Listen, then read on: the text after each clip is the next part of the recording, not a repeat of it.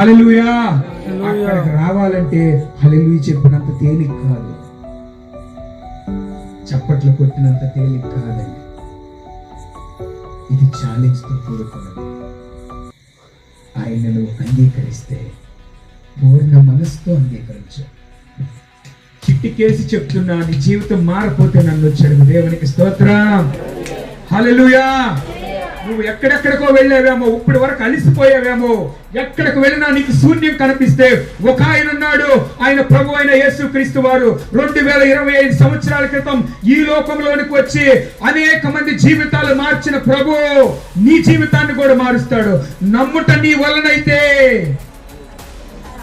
సమస్తము సాధ్యమే, సమస్తము చేయగలవాడు ఆయన. దేవునికి స్తోత్రం. ఈ 2025లో ఇప్పటి వరకు నువ్వు జీవితంలో కోల్పోయినయే ఎక్కువ ఉంటే, బాధలు అనుభవించి, కన్నీళ్లు అనుభవించి, రోగాలు, అప్పులు, దిగులు, చింత, బిడ్డల యొక్క సమస్య, సరైనటువంటి స్థితి లేదని బాధ, కన్నీళ్లు నువ్వు బాధపడిచి ఉంటే నీకు ఒక శుభవార్త. ఈ రాత్రి ప్రభుని హృదయంలో నువ్వు చేర్చుకో. నీకున్న పాత జీవితంలో ఏదైతే ఉందో అబద్ధాలు, బూతులు అన్నీ నేను విడిచిపెట్టేస్తున్నాను. ఈ రోజు నుంచి ప్రతిదినం ప్రార్థన చేసుకుంటానయ్యా. ఈ రోజు నుంచి నా యొక్క జీవితాన్ని నీకు సమర్పిస్తాను ప్రభువా. అయ్యా, నా స్థితి మార్చయ్యా. అయ్యా, నా కన్నీళ్లను మీరు తుడిచే దేవుడై ఉన్నారు ప్రభువా.